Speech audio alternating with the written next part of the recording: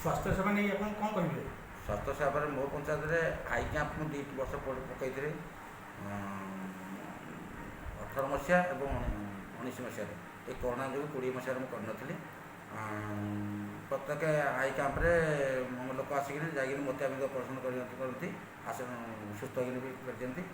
ଆଉ health camp ପାଖରେ ମୋର CH ଅଛି, ଆଶା ଅଙ୍ଗନବାଡ଼ି କରି ସେମାନେ ବି ସାହାଯ୍ୟ ସହଯୋଗ କରନ୍ତି।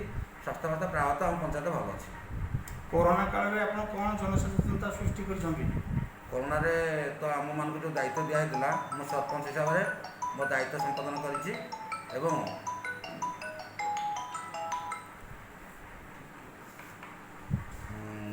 ତେଣୁ ମୋ ପଞ୍ଚାୟତରେ ପ୍ରାୟତଃ ଯେଉଁମାନେ ବାହାରୁ ଆସିଥିଲେ ମାଇଗ୍ରେଟ୍ ତାଙ୍କୁ ଆମେ ଖାଦ୍ୟପାଦ୍ୟ ବ୍ୟବହାର କରି ଦେଇଥିଲୁ ଏବଂ ଶାନ୍ତି ଶୃଙ୍ଖଳା ହେତେ ଯେଉଁ ପଜିଟିଭ୍ କିଛି ବାହାରିଲା କୌଣସି ପ୍ରକାର କ୍ଷତି ହେଇନି ଏବଂ କେହି ମୃତାହତ ହୋଇନାହାନ୍ତି।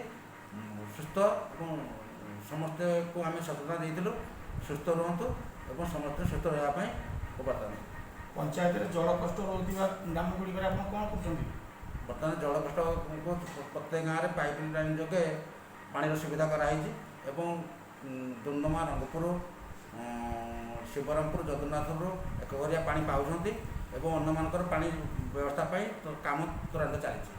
ରାସନ କାର୍ଡ଼ ସିଷ୍ଟମରେ ଆପଣ କ'ଣ କରିଛନ୍ତି?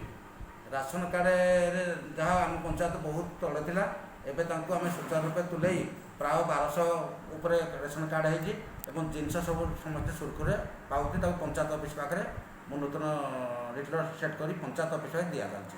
ଆପଣଙ୍କ ସମୟରେ ବାର୍ଦ୍ଧକ୍ୟ ଭତ୍ତା ଏବଂ ଅନ୍ୟାନ୍ୟ ଭତ୍ତା କେତେ ଦେଇଛନ୍ତି? ଅନ୍ୟାନ୍ୟ ଯାହା ଆଗରୁ ଥିଲା ବର୍ତ୍ତମାନ ସୁଦ୍ଧା 510 ବାର୍ଦ୍ଧକ୍ୟ, ବିଧବା, ବିକଳାଙ୍ଗ ଭତ୍ତା ବର୍ତ୍ତମାନ ପଞ୍ଚାୟତରୁ ପାଉଛନ୍ତି। ରାସନ କାର୍ଡ଼ କେତେ ପାଉଛନ୍ତି? ରାସନ କାର୍ଡ଼ 1200 ପ୍ଲସ୍ ପାଉଛି ସବୁ ରାସନ କାର୍ଡ଼। ଏବେ ଆଉ କ'ଣ କରିବାର ଯୋଜନା ଅଛି? ଏବେ ଲୋକମାନେ ସରକାରଙ୍କ ସୁବିଧା କେମିତି ସୁରୁଖୁରୁରେ ପାଇବେ, ଯାହା ଯାହା ଯୋଜନା ଅଛି ତାକୁ ଆମେ ପଞ୍ଚାୟତ ମାଧ୍ୟମରେ ସରପଞ୍ଚ ହିସାବରେ ସମସ୍ତଙ୍କୁ ସମାନ ରୂପେ ତୁଲାଇବା ପାଇଁ ମୁଁ ପ୍ରଚେଷ୍ଟା କରିବି। ନମସ୍କାର।